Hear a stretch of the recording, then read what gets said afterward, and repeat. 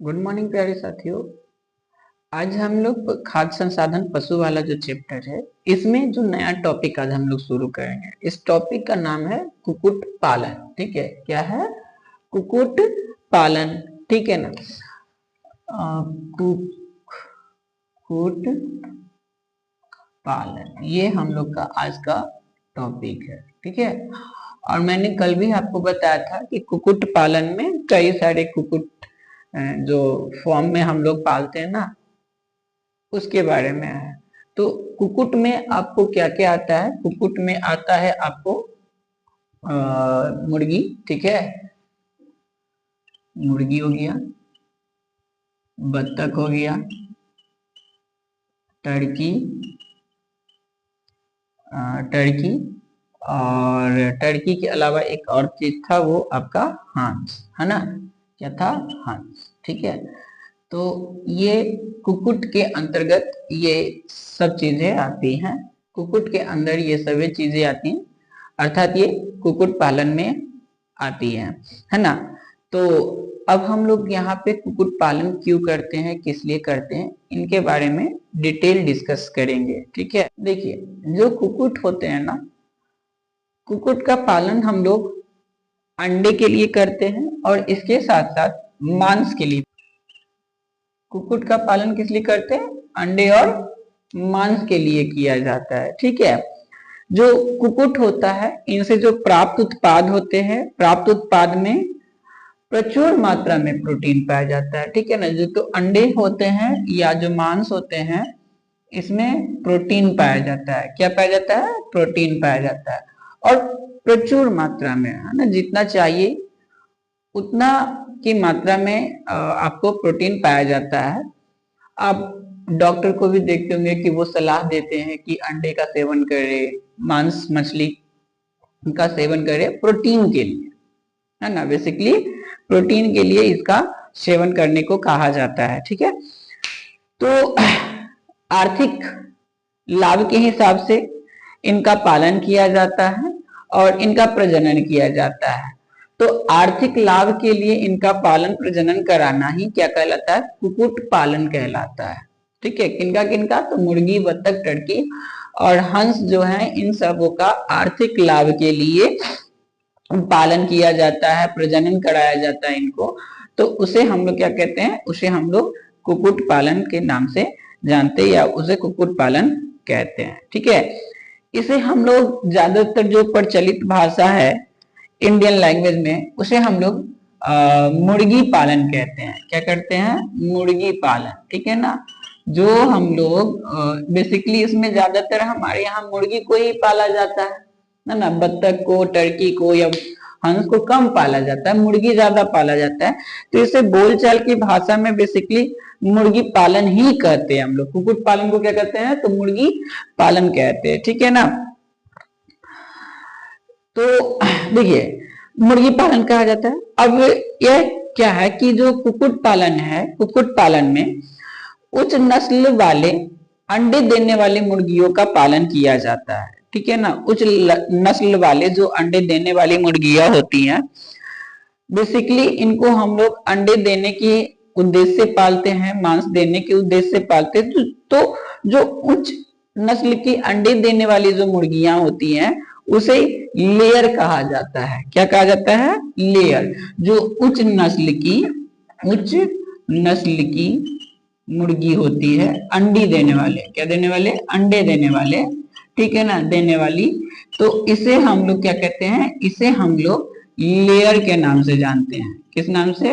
Layer के नाम से जानते हैं, इसे लेयर कहा जाता है ना। यानी जो ज्यादा अंडे देने वाली मुर्गियां होती है, उसे क्या कहते हैं हम लोग? लेयर कहते हैं। ठीक है, क्या कहेंगे? लेयर कहेंगे। ठीक है, लेयर कहा जाता है उसको। और अधिक जो मांस देने वाली जो मुर्गियां होती है, जिसमें कि कम टाइम में ही ज्यादा मांस उत्पन्न हो जाता है, उसे ब्रोआल कहा जाता है ना। ब्रोअल। ठीक है, क्या कहा जाता है? ब्रोअल कहा जाता है। ये क्या हो गया? ये अधिक मांस देने वाली। ठीक है ना, अधिक मांस देने वाली। तो दो प्रकार के हो गए। जो अधिक अंडा देगी उसे लेयर कहेंगे, ठीक है। और जो अधिक मांस देगी उसे ब्लोअर कहेंगे। क्या कहेंगे? ब्लोअर, ठीक है ना, उसे ब्लोअर कहा जाता है। ठीक है, तो दो प्रकार की मुर्गियां हो सकती है। एक तो जो कि अधिक अंडा देगी उसे लेयर कहेंगे, जो अधिक मांस देंगी उसे ब्लोअर कहेंगे। हमारे यहाँ बेसिकली अंडे मुर्गी को दो ही मकसद से पाला जाता है, एक तो कि अंडे प्राप्त करने के लिए और दूसरा क्या, तो मांस प्राप्त करने के लिए। ठीक है, तो मुर्गियों को इन्हीं दो मकसदों से, दो कारणों से पाला जाता है।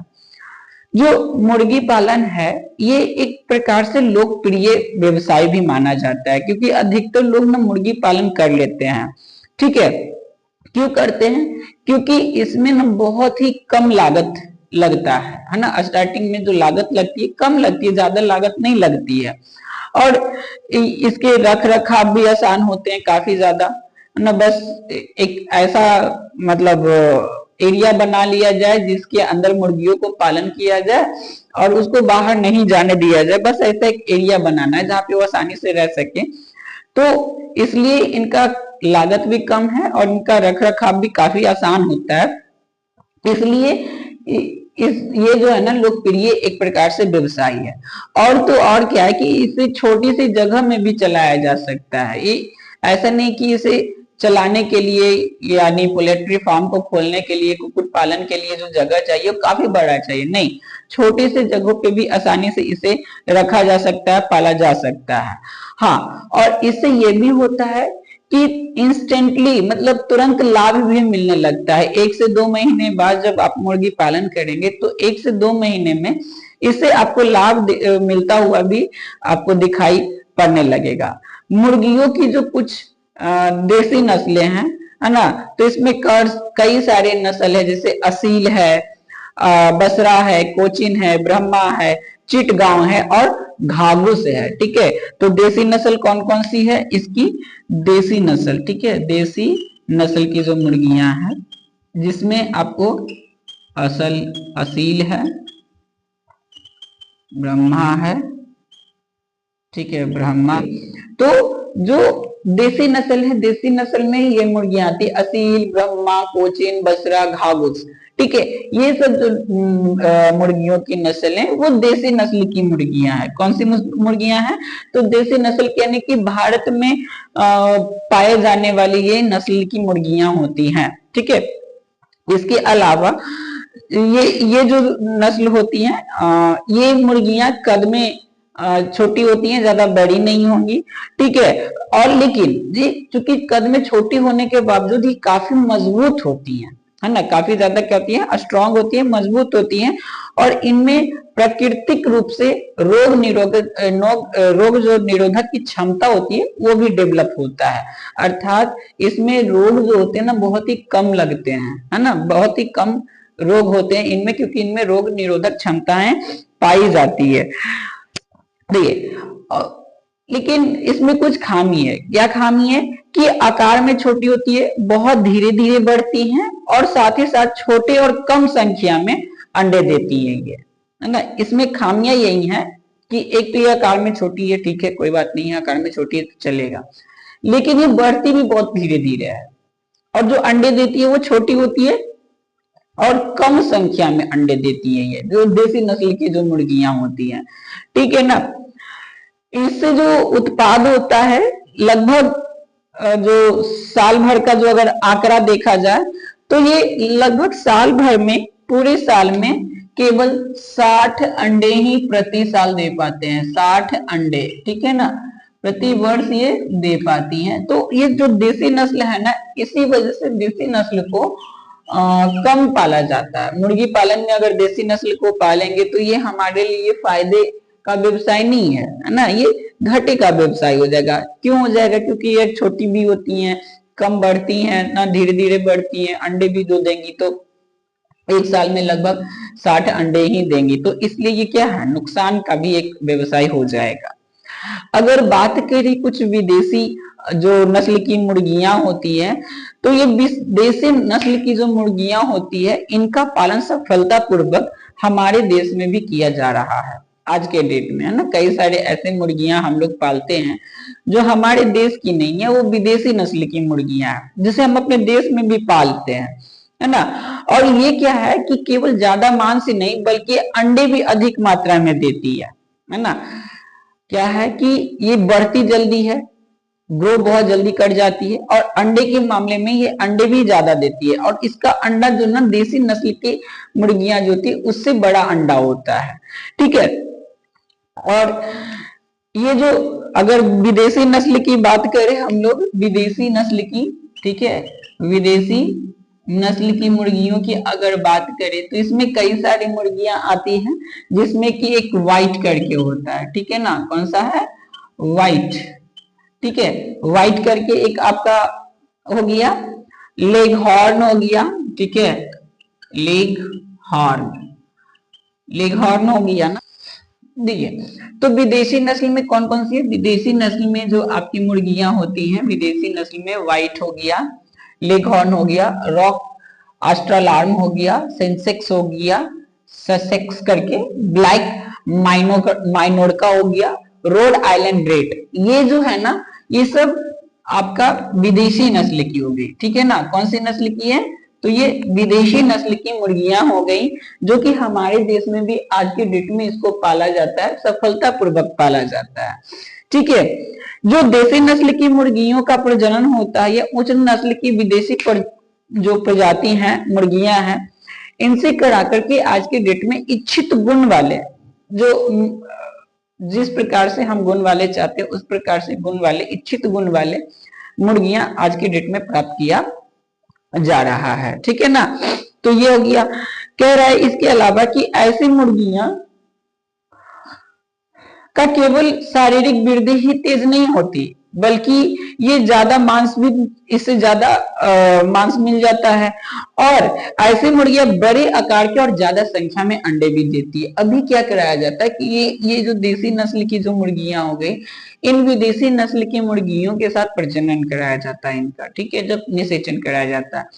जब ये प्रजनन होते तो इनसे जो प्राप्त आपके जो चूजे होते हैं, यानी कि जो अंडे हो गए ना, ठीक है, चूजे में से जो अंडे निकलते हैं वो आपके इच्छित गुण वाले होंगे। क्या होता है कि इनमें भी ग्रो करने का जो कैपेसिटी होता है बढ़ जाता है, यानी कि भी जल्दी ग्रो करते हैं, इनमें ज्यादा मांस हो जाता है। इसके अलावा इनके जो अंडे होते हैं वो बड़े और ज्यादा संख्या में अंडे देने के लायक ये भी हो जाते हैं, ठीक है।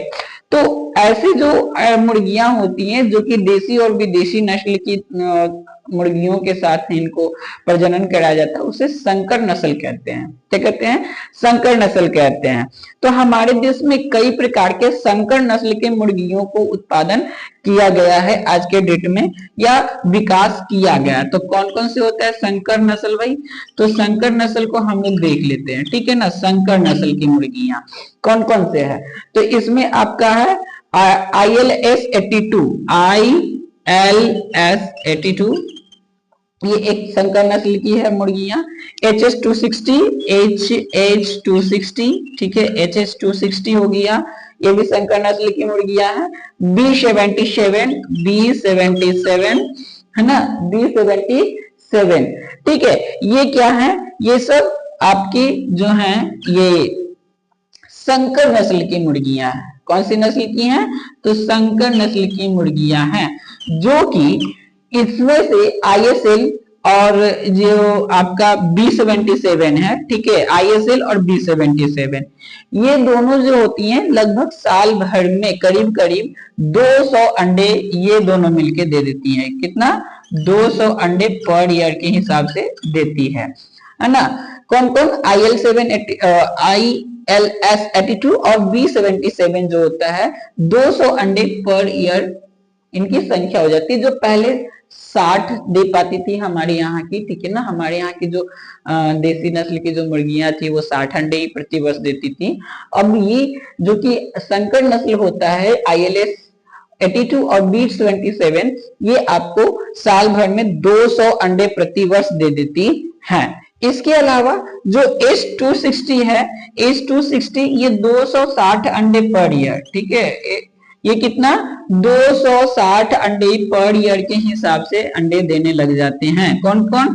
तो HS260, ठीक है, इसके नाम में ही 260 जुड़ा हुआ है। HS260 साल भर में कितने? तो 260 अंडे देती हैं।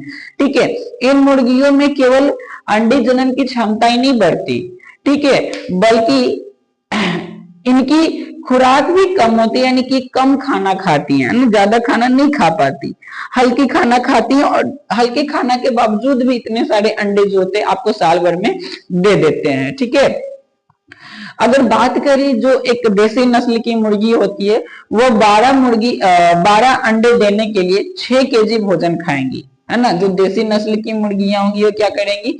12 अंडे देने के लिए 6 केजी का भोजन करेंगी, जबकि आपको ये जो संकर नस्ल की है ये मात्र 2 केजी भोजन करती है 12 अंडे देने के लिए। कितना? 2 केजी। तो बताइए, देखिए ये जो है लगभग 6 केजी, है ना, 6 केजी भोजन खाती हैं, और ये मात्र 2 केजी भोजन खाती हैं, और ये 12 अंडे ये भी देंगी, 12 अंडे ये भी देंगी, लेकिन ये 6 केजी खाएगी और ये कितना? तो मात्र 2 केजी आपका जो भी खुराक होगा ना, जो भी खाना होगा वो खाएंगे। ठीक है, तो इतना ज्यादा आपको डिफरेंस देखने को मिल सकता है। अगर बात करें कि 1 केजी मांस देने वाली जो मुर्गियां होती हैं, ये अवस्था तक आने के लिए, 1 केजी तक आने के लिए 5 से 6 केजी भोजन करती है। अगर वही बात करें संकर नस्ल की, तो वो उतना ही 1 केजी का होने के लिए, 1 केजी उसमें से मांस निकलने के लिए मात्र 2 से 3 केजी का भोजन करते हैं। तो आप देख सकते हैं यहाँ पे आप इस आंकड़ा से कि जो संकर नस्ल की मुर्गियां होती है वो कम भोजन करती है अकॉर्डिंग देसी नस्ल की मुर्गियों के अपेक्षा में, है ना, तुलना में। ठीक है, तो संकर नस्ल की जो मुर्गियां होती है वो कम खाना खा करके, कम भोजन खा करके भी ज्यादा उत्पाद आपको दे देगी। ठीक है, अब है कि जो संकर नस्ल वाली मुर्गियां होती है ये बहुत जल्दी परिपक्व होती है, शीघ्र परिपक्व होती है, मतलब इनका विकास बड़ी जल्दी हो जाता है। ठीक है, और साथ ही साथ इनका मृत्यु दर भी कम होता है। देसी नस्ल में क्या, एक तो ये बढ़ने में टाइम लगेगा और इनमें मृत्यु दर ज्यादा होता है, जबकि जो आपका संकर नस्ल होता है ये क्या है कि बढ़ने में भी टाइम ज्यादा नहीं लेता, कम टाइम में ये बढ़ भी जाता है, और साथ ही साथ इसमें मृत्यु दर भी कम होता है। प्रजनन दर तो अधिक होता ही होता है, मृत्यु दर भी क्या होता है? कम होता है। तो इसके लिए आर्थिक दृष्टि से, आर्थिक दृष्टि के हिसाब से जो आपका संकर नस्ल होता है ये ज्यादा प्रॉफिटेबल होता है, ज्यादा लाभकारी होता है। ठीक है ना, हमारे देश में राष्ट्रीय कुक्कुट प्रजनन फॉर्म के द्वारा उन्नत नस्ल की, उन्नत प्रजाति की मुर्गियों का विकास किया जा रहा है, या परियोजना चलाई जा रही है कि उन्नत नस्ल के मुर्गियों का विकास किया जा सके।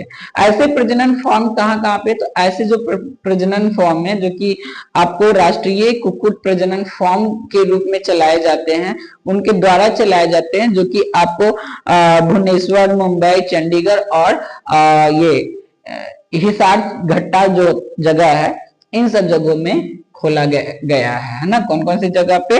तो आपका एक तो हो गया भुवनेश्वर, ठीक है, भुवनेश्वर, मुंबई, मुंबई, ठीक है ना, मुंबई हो गया आपका, एक था ना, मुंबई हो गया, चंडीगढ़ हो गया, और हिसार घट्टा हो गया। चंडीगढ़, चंडीगढ़ और हिसार घट्टा, हिसार घट्टा। ठीक है, तो इन सब जगहों पे क्या है कि ऐसे ही आपको पोल्ट्री फार्म खोले गए हैं, जो कि राष्ट्रीय कुक्कुट उत्पादन जो फार्म होता है, कुक्कुट फार्म है, प्रजनन फार्म है, उसके अकॉर्डिंग खोला गया है, उसके द्वारा खोला गया है, और संकर नस्ल की जो प्रजातियां हैं उनको विकसित किया जाता है। ठीक है, तो ये हो गया अभी तक आपको कुक्कुट पालन। अब है कि जब कुक्कुट पालन करेंगे तो कुक्कुट पालन में इनका आवास कैसा होगा, है ना।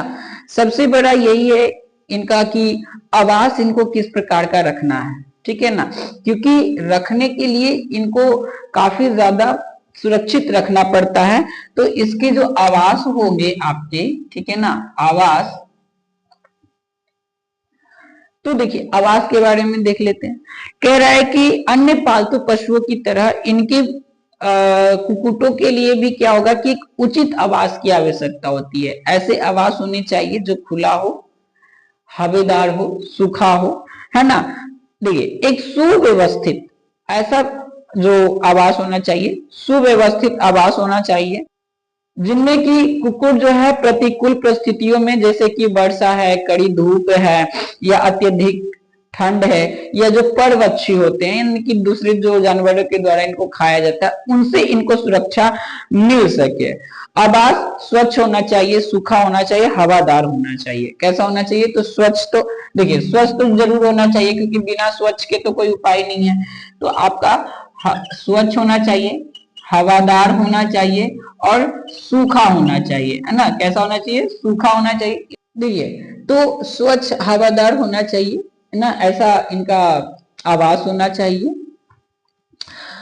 ये जो होते हैं इनकी संख्या के आधार पर इनके जो स्थान होंगे, इनका जो आवास होगा वो संख्या के आधार पर रखना चाहिए, है ना। अगर संख्या में हम कुक्कुट को ज्यादा पालन कर रहे हैं तो उस हिसाब से बड़ा होना चाहिए, कम है तो छोटा में भी होना चाहिए। जो बड़ी मुर्गियां होती हैं उनको स्थान छोटे की अपेक्षा, जो चूजे होते हैं ना उनकी अपेक्षा ज्यादा स्थान की जरूरत पड़ती है।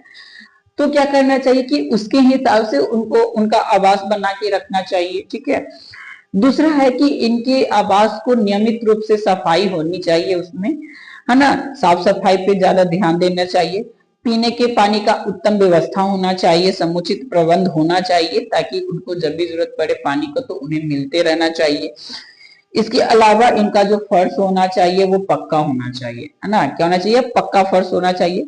कुक्कुटों के जो आवास होते हैं वो लोहे के पिंजरानुमा होते हैं या ईंट के बने होते हैं ना। चारों ओर से क्या बनाना चाहिए? लोहे का जो जाल जैसा नहीं होता, तो लोहे के जाल जैसा बनाना चाहिए, ताकि बाहर ये ना जा सके और बाहर से कोई परवच्छी भी अंदर ना आ सके, इसके लिए। या फिर ईंट के भी बनाए जाते हैं, ठीक है ना। किसके? तो ईंट के बनाए जाते हैं। छोटे पैमाने पर जो मुर्गी पालन करने वाले होते हैं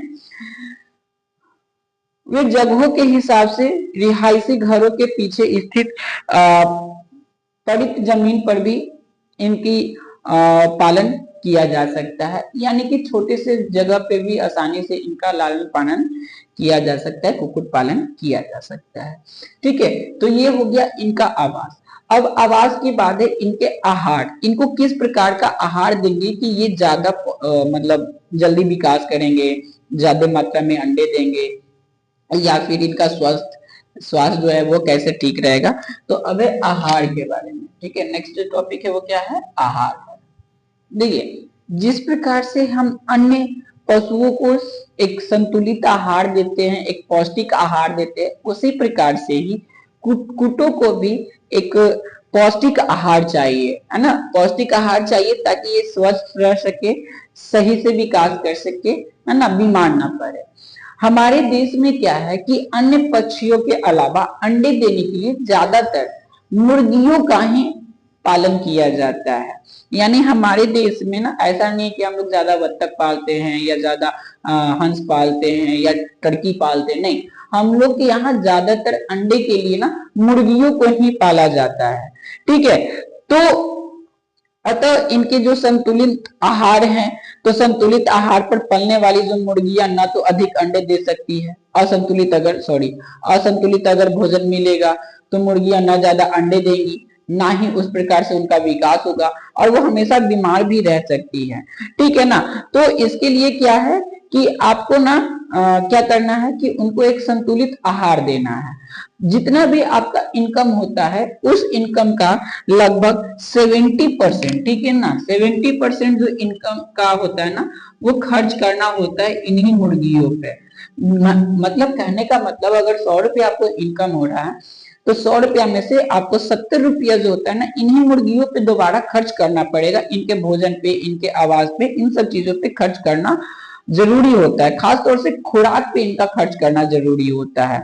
इनके संतुलित खुराक में भी अन्य पशुओं की भांति उचित मात्रा में कार्बोहाइड्रेट, प्रोटीन, वसा, विटामिन, है ना, और शुद्ध जल चाहिए। क्या क्या चाहिए? तो एक तो कार्बोहाइड्रेट जो कि सबको चाहिए, ठीक है ना, चाहे वो पशु हो चाहे मुर्गी हो, कार्बोहाइड्रेट हो गया, वसा हो गया, प्रोटीन, ठीक है, प्रोटीन, विटामिन, विटामिन, खनिज लवण, ठीक है, खनिज और जल, शुद्ध पेयजल, शुद्ध पेयजल। तो इतने सारे चीज जो हैं आपको मतलब इनके भोजन में होना चाहिए। कार्बोहाइड्रेट होना चाहिए, बचा होना चाहिए, प्रोटीन होना चाहिए, विटामिन होना चाहिए, खनिज होना चाहिए और साथ ही साथ पानी, है ना। पानी एकदम बिल्कुल क्या होना चाहिए, शुद्ध होना चाहिए, साफ सुथरा होना चाहिए, ठीक है।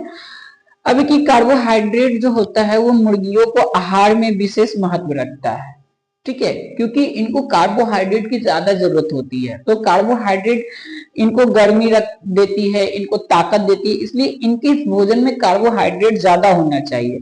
तो कार्बोहाइड्रेट किस में मिलेगा, तो कार्बोहाइड्रेट दाल से मिलेगा। तो इसको हम लोग खाने के रूप में महीन दले हुए अनाज देंगे, है ना, सॉरी, महीन दले हुए क्या देंगे, दना अनाज, यानी कि जो अनाज जिसको हम लोग क्या कर सकते हैं ना कि महीन एकदम पिसवा दे सकते हैं ना, ऐसा भी नहीं कि आटा की तरह नहीं, आटा से थोड़ा मोटा दानेदार होना चाहिए, तो वैसा बनाते हैं। इसमें कौन कौन से दे सकते हैं, तो चावल, ठीक है, चावल की भूसी, चावल की भूसी हो गया। इसके साथ साथ गेहूं, चोकर, मक्का, बाजरा, मूंगफली की खली, ये सब चीज इनके खाने में हम लोग दे सकते हैं या देते हैं, ठीक है। क्या क्या देते हैं, तो चावल देते हैं, चावल की भूसी दे देते हैं, चावल की भूसी देते हैं, ठीक है, बाजरा हो गया, मक्का हो गया, ठीक है, मक्का हो गया, मक्का भी देते हैं। इसके साथ साथ आपका ये खली, है ना, क्या दे सकते हैं, खली, ठीक है, गेहूं, गेहूं, चोकर, है ना, गेहूं, चोकर और ये खली, खली कौन सी, तो वो जो मूंगफली की जो खली होती है वो दे सकते हैं। तो इनके भोजन में ये सब चीज देना चाहिए ताकि ये क्या हो सके, अच्छे से विकास कर सके। इसके साथ साथ, ठीक है, इसके साथ साथ जो है मुर्गियों के जो शरीर होते हैं, शरीर की जो पेशियां होती हैं, इनका निर्माण तथा पोषण के लिए प्रोटीन की जरूरत होती है। तो इनमें प्रोटीन भी होना चाहिए। एक जीवित मुर्गी के शरीर में 21% तथा अंडे में 13% प्रोटीन होता है ना। कहाँ लिख सकते हैं, अब चलिए इधर से मिटाते हैं पहले। एक जीवित मुर्गी में कितना, 21% प्रोटीन पाया जाता है शरीर में, ठीक है, जबकि अंडे में कितना, तो अंडे में 13% प्रोटीन पाया जाता है, ठीक है ना।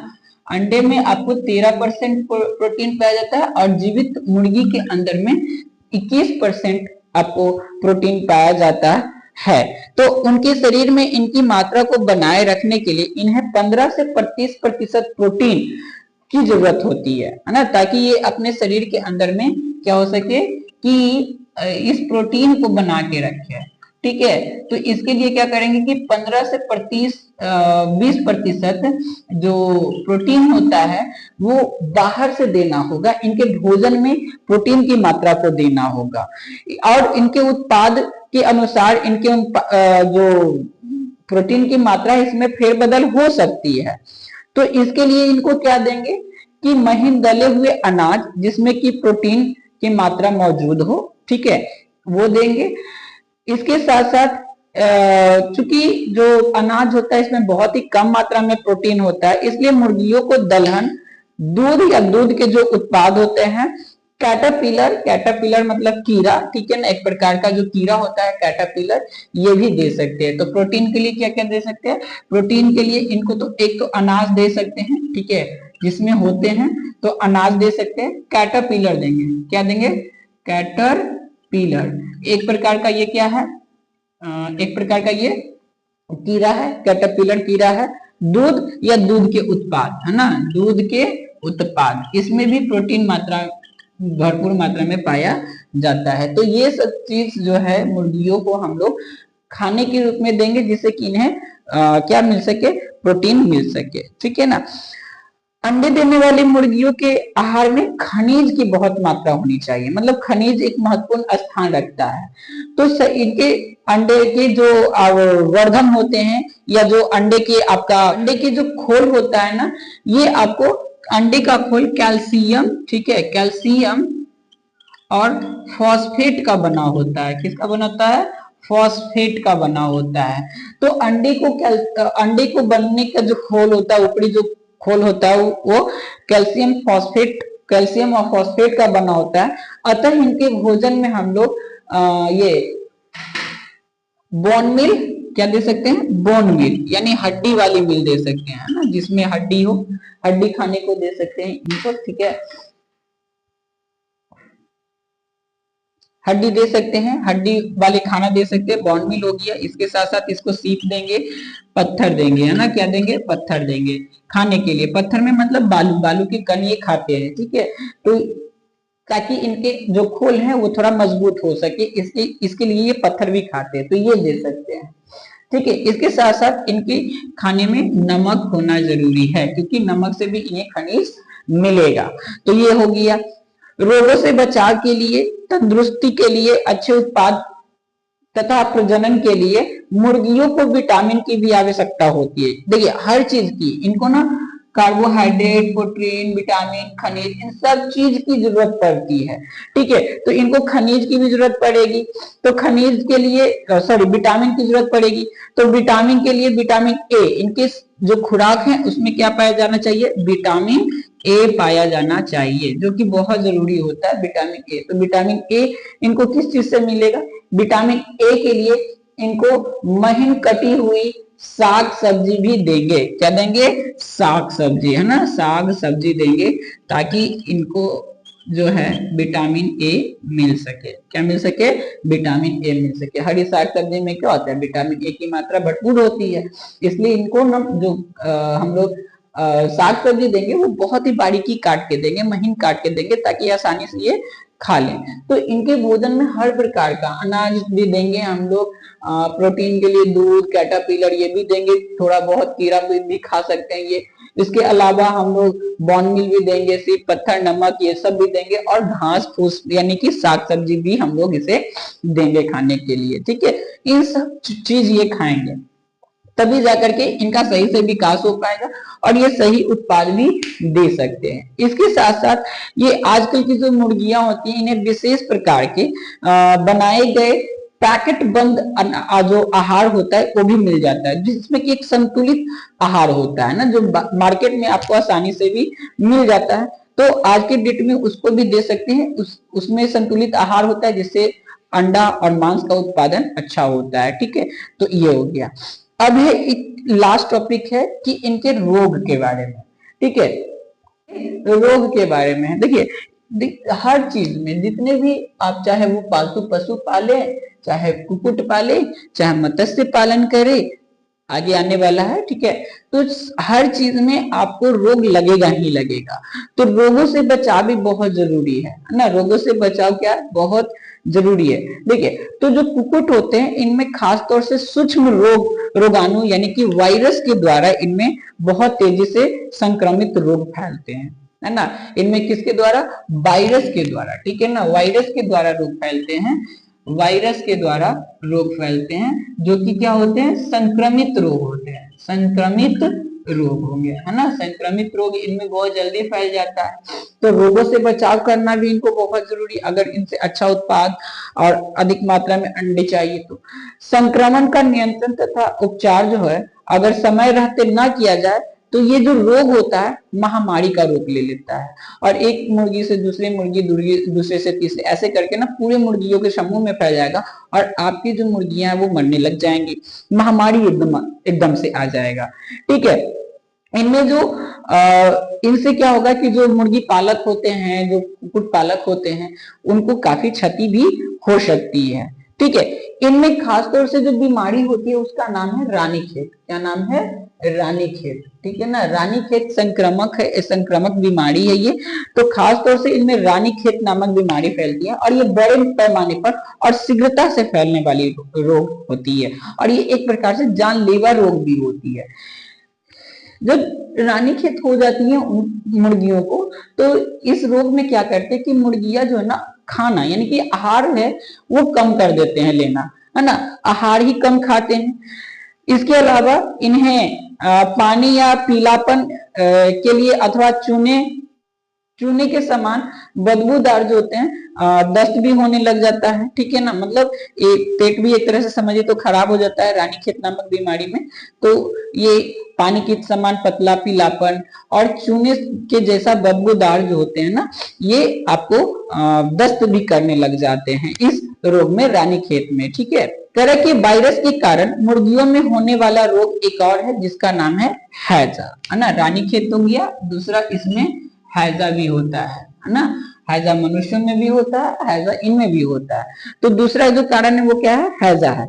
हैजा रोग में मुर्गियों को पतला दस्त होने लगता है, जिससे कि इनके शरीर जो होते हैं काफी ज्यादा कमजोर हो जाते हैं, पानी की कमी हो जाती है तो ये कमजोर हो जाते हैं, और पानी की कमी होने की वजह से इसके अतिरिक्त और भी मतलब पानी की कमी होने की वजह से मर जाते हैं। इसके अतिरिक्त और भी कई प्रकार की बीमारियां इनके अंदर फैलती हैं, है ना, जो कि बैक्टीरिया और फंजाई के द्वारा, यानी कि जीवाणु और कवक के द्वारा भी फैलते हैं। जीवाणु और किसके द्वारा, कवक के द्वारा रोग फैलते हैं, ठीक है। तो जीवाणु और कवक के द्वारा, इसके साथ साथ जो परजीवी होते हैं ना, परजीवी, ठीक है, तो परजीवियों के द्वारा भी इनमें रोग फैलते हैं, परजीवियों के द्वारा भी रोग फैलते हैं।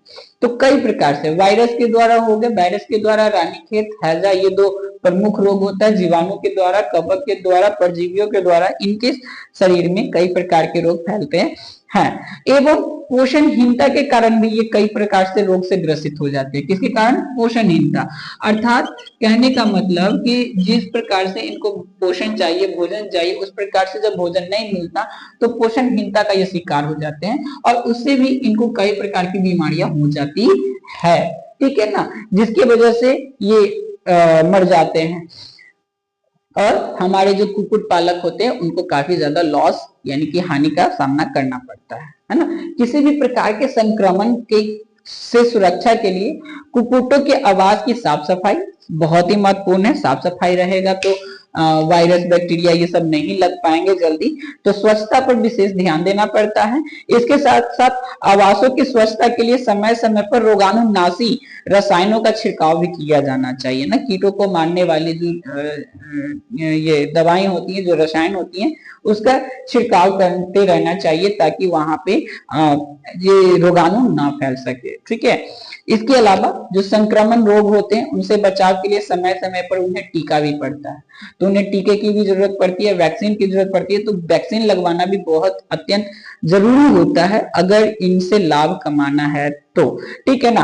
पौष्टिक और संतुलित आहार ये सब देते रहना है ताकि ये बीमार ना पड़ सके, है ना, ये बीमार ना पड़ सके। कौन, तो कुक्कुट। तो इस प्रकार से आपका जो कुक्कुट पालन है वो खत्म हो गया। कुक्कुट पालन के नेक्स्ट जो टॉपिक है वो है मत्स्य पालन। कौन सा है, मत्स्य पालन। तो इसे हम लोग नेक्स्ट वाले वीडियो में डिस्कस करेंगे, मत्स्य पालन के बारे में, ठीक है। तो आज के लिए इस वीडियो में इतना ही, तब तक के लिए धन्यवाद, जय।